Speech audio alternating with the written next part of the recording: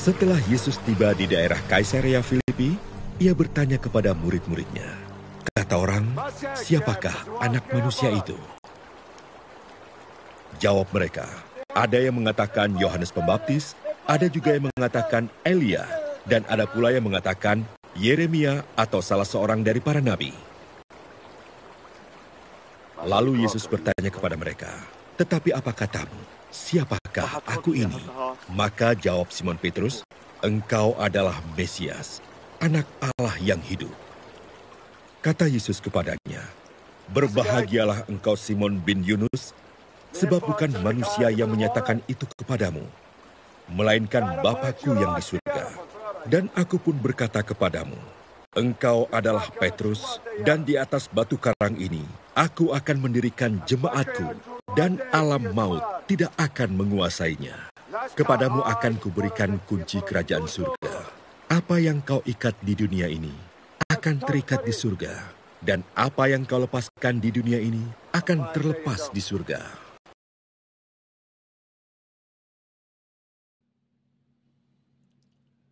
Setiap tahun pada tanggal 29 Juni, gereja kita merayakan Hari Raya Santo Petrus dan Santo Paulus. Keduanya sangat terkemuka dalam gereja kita dan memiliki makna khusus bagi kita semua. Meskipun watak kedua tokoh ini berbeda, Santo Petrus dan Santo Paulus selalu disebut bersama-sama. Pada mereka dibebankan tanggung jawab dalam mengisi kekosongan yang terjadi sejak Kristus naik ke surga. Petrus dan Paulus merupakan dua tonggak besar gereja, khususnya pada hari-hari awal sejarah gereja. Mereka berdua mampu membawa gereja melewati masa-masa kelam dan sulit, dan bertahan melalui semua tantangan dan kesulitan.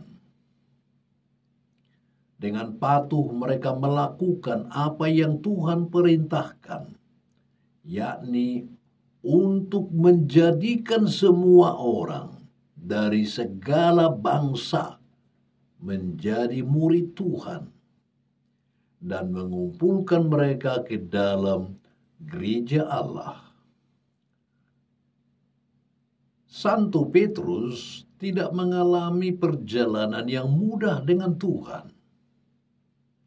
Seperti kita semua tahu, Petrus menyangkal Tuhan 3 kali ketika Yesus ditangkap dan diadili. Petrus meninggalkan Yesus seperti murid-murid lainnya untuk menjaga diri mereka tetap aman. Namun, terlepas dari semua kelemahan manusia yang dia tunjukkan, Santo Petrus di dalam hatinya memiliki cinta dan pengabdian yang tulus kepada Tuhan. Itulah sebabnya Petrus dipercayakan Tuhan untuk memimpin semua umat beriman sebagai wakilnya, sebagai orang yang akan menjadi dasar gereja yang didirikan Tuhan di dunia ini.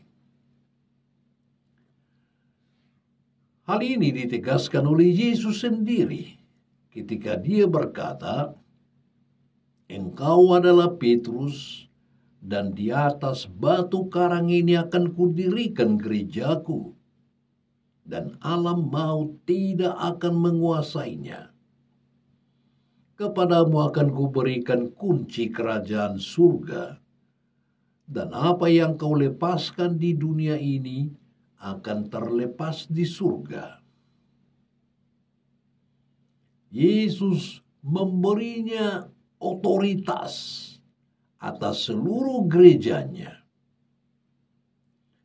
Dan dalam banyak kesempatan Petrus menunjukkan kepemimpinan yang hebat dalam menjaga gereja tetap bersama di tengah tantangan dan bahkan pertengkaran dan konflik dari dalam gereja sendiri.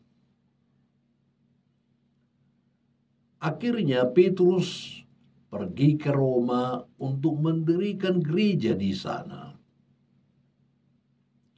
Di bawah pemerintahan Kaisar Nero, Petrus dianiaya dan menjadi martir di Roma. Untuk menunjukkan imannya yang besar dan kerendahan hatinya di hadapan Tuhan, dia menolak untuk disalibkan dengan cara yang sama seperti Yesus Tuhannya. Petrus memilih untuk disalibkan terbalik. Di Vatikan, tempat dia disalibkan itu, berdirilah sekarang Basilika Santo Petrus. Sementara itu, Santo Paulus yang pada awalnya bernama Saulus dipanggil oleh Tuhan ketika dia dalam perjalanan ke kota Damaskus, memburu orang-orang Kristen untuk ditangkap dan dihabisinya. Tetapi Tuhan menampakkan diri kepadanya dan memanggilnya untuk mengikuti dia. Paulus bertobat dan memutuskan untuk dibaptis ke dalam iman. Akhirnya Santo Paulus menjadi seorang penginjil yang hebat dan seorang rasul Tuhan yang bekerja keras.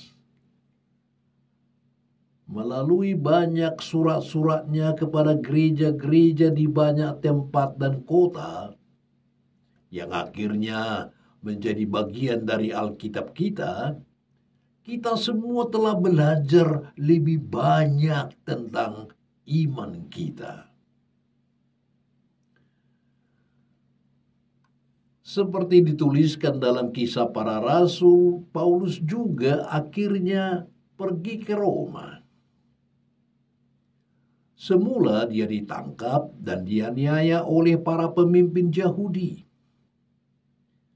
Tetapi sebagai warga negara Roma, dia naik banding agar diadili oleh kaisar sendiri. Dengan demikian, Paulus tiba di Roma.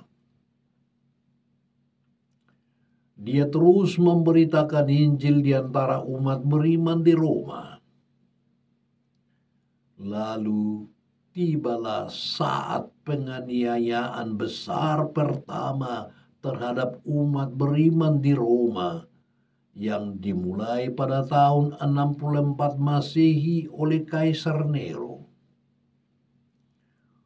Orang-orang Kristen ditangkap dan disalahkan atas insiden kebakaran besar di Roma. Banyak orang Kristen menjadi martir, termasuk Santo Paulus yang dipenggal kepalanya. Dari riwayat kedua rasul ini kita melihat bagaimana Allah memanggil murid-murid dan hamba-hambanya dari antara umatnya. Dia menguduskan mereka dan menjadikan mereka layak menjadi alat karyanya yang ajaib. Beginilah cara Tuhan memanggil semua orang yang dia anggap benar dan adil di matanya. Dan jangan lupa, dia telah memanggil kita semua juga. Namun itu adalah pilihan dan kehendak bebas kita yang telah Tuhan berikan kepada kita. Mengikuti dia atau berjalan di jalan kita sendiri. Ya, itu adalah pilihan. yang harus kita semua ambil dalam hidup ini.